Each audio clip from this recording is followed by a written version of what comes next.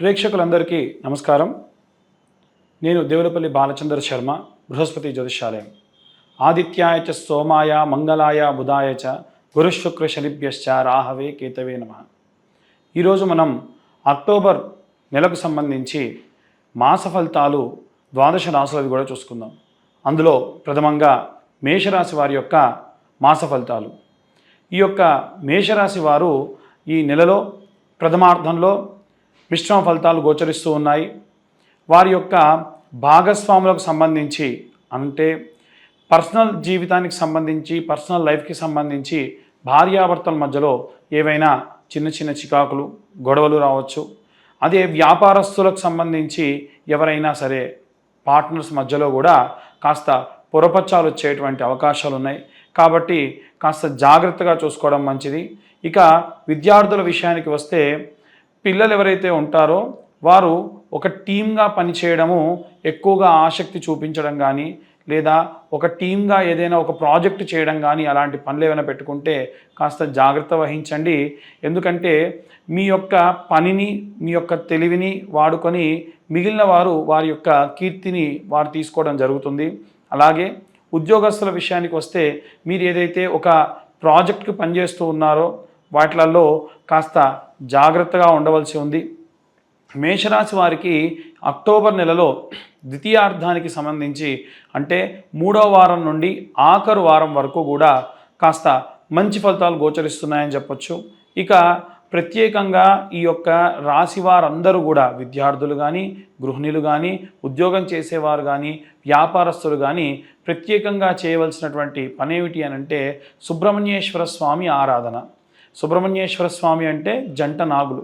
ఒక మంగళవారం నాడు ప్రారంభించి నిర్విరామంగా 5 మంగళవారాల పాటు జంట నాగులకి అభిషేకం చేయడం కానీ, ప్రదక్షిణలు చేయడం కానీ, స్వామివారికి దీపం వెలిగించడం కానీ, ఇంకా వీలైతే రావి చెట్టు, వేప చెట్టు కింద ప్రతిష్టాపన చేసినటువంటి ఈ యొక్క సుబ్రహ్మణ్య ఆరాధన చేయడము ఎంతో విశేషమైనటువంటి ప్రతిఫలాన్ని మీకు గోచరిస్తుంది.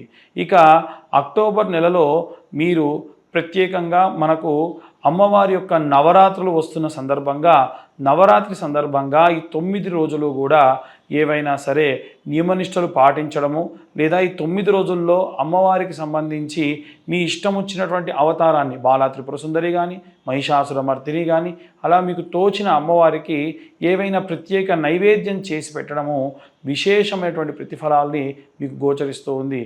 మీరు ఒకవేళ దేవాలయానికి వెళ్ళి చేయలేను అనుకుంటే, అలా మీ దేవాలయంలో కాకుండా ఏదైనా మండపంలో మీరు ప్రసాదాలు కూడా చేయడము విశేషమైనటువంటి ప్రతిఫలాన్ని గోచరిస్తుంది. ఇలా అమ్మవారికి సంబంధించి కుంకుమార్చనలు జరుగుతున్నాయి అంటే ప్రతిరోజు కూడా ఆడవారు వెళ్ళి పాటించే ప్రయత్నం చేయండి. అలా ఇవన్నీ నియమనిష్టలు పాటించడం వల్ల ఈ యొక్క అక్టోబర్ నెలలో మీ యొక్క రాశికి సంబంధించినటువంటి ఉన్న దోషములన్నీ కూడా పోయేటువంటి అవకాశం కూడా ఉంది.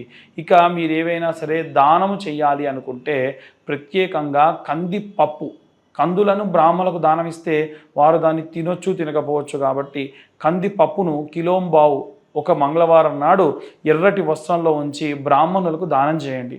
దానివల్ల విశేషమైనటువంటి ప్రతిఫలాన్ని పొందవచ్చు. ఎందుకు అంటే, జపం చేసుకుని తర్పణం విడిచిపెట్టేటువంటి బ్రాహ్మడు ఎప్పుడైతే వారు తినడానికి కావాల్సినటువంటి తినుబండారాలు ఏవైతే ఇస్తారో, నాకెవరైతే భోజనానికి సహాయం చేశారో వారి యొక్క జాతకం అంతా కూడా బాగుండుగాక, మళ్ళీ మళ్ళీ వాళ్ళు నాకు సహాయం చేయుగాక అని చెప్పి అర్ఘ్యపాఠ్యాదులు ఇస్తారు.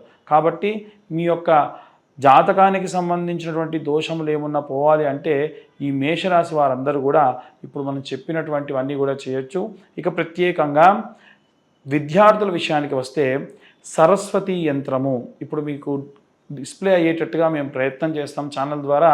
ఆ సరస్వతి యంత్రాన్ని మీరు వీలైతే పిల్లలతోని ప్రతిరోజు కూడా పుస్తకంలో ఒక తెల్లటి పుస్తకం పెట్టుకొని రోజు ఉదయాన్నే స్కూల్కి వెళ్ళేటప్పుడు లేదా కాలేజీకి వెళ్ళే ముందు ఆ సరస్వతి యంత్రాన్ని శారదాయై నమః అను మంత్రం చదువుకుంటూ ఆ యంత్రం పైన రాయించండి. దానివల్ల విశేషమైనటువంటి ప్రతిఫలాలు పిల్లలకు లభిస్తూ ఉంటాయి. ఇంటి గృహిణులకు విషయానికి వస్తే, మీరు రోజు కూడా అమ్మవారికి ఇంట్లో పెట్టుకునేటువంటి దీపం విషయంలో ఒక్కొక్క తైలముతో దీపం పెట్టుకోవడం వల్ల ఒక్కొక్క ప్రతిఫలం దక్కుతుంది. కాబట్టి వీలైనంత వరకు గృహిణులందరూ కూడా విప్ప నూనెతో కానీ, ఆముదంతో కానీ, ఆవు నెయ్యితో కానీ, లేకపోతే కొబ్బరి నూనె, ఇవన్నీ కూడా కలిపి సమపాలలో కలిపి రోజు కూడా దీపం పెట్టుకోవడం వల్ల విశేషమైనటువంటి ప్రతిఫలములు ఈ ఇంట్లో ఉండేటువంటి గృహిణులందరికీ కూడా లభిస్తూ ఉంటుంది. అలాగే వ్యాపారం చేసేవారందరూ కూడా పాటించవలసినటువంటి నియమ నిబంధనలు ఏమిటి అని అంటే, పౌర్ణమి రోజున బుధవారం వచ్చినప్పుడు వీలైనంత వరకు వెంకటేశ్వర స్వామి ఆలయంలో చింతపండుతో చేసినటువంటి పదార్థాన్ని నివేదనగా ఇవ్వండి. లేదు ప్రసాదానికి కావాల్సినవన్నీ కూడా దానంలో చేయండి.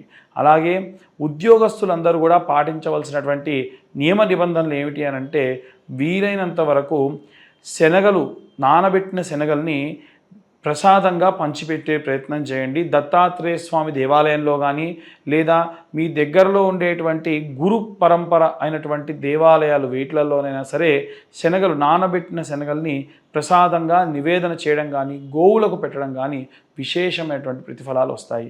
అలాగే ఈ యొక్క మేషరాశి వారికి సంబంధించి జాతకరీత్యా ఉన్నటువంటి శని దోషములు, శని ప్రభావాలు ఏవైనా సరే పోవాలి అని అంటే విశేషంగా చేసుకోదగ్గటువంటి రెమెడీస్ ఏమిటి అని అంటే, ప్రతి శనివారం నాడు కూడా నల్ల ఒత్తితోని నల్ల నువ్వుల నూనె, చాలామంది నువ్వుల నూనె అంటే తెల్ల నువ్వులతో చేసేటువంటి నువ్వుల నూనె కూడా తెస్తున్నారు.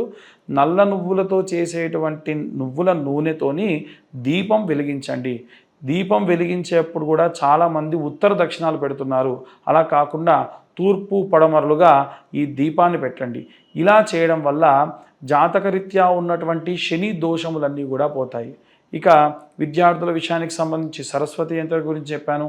వ్యాపారస్తులకు సంబంధించి విశేషంగా పౌర్ణమి నాడు ఎవరైనా సరే నపుంసకులు ఎవరైనా మీ యొక్క దుకాణం దగ్గరికి, అంటే మీ యొక్క వ్యాపార స్థలం దగ్గరికి వస్తే వారికి ఎంతో కొంత తినడానికి సంబంధించినటువంటి దానా ఇవ్వండి.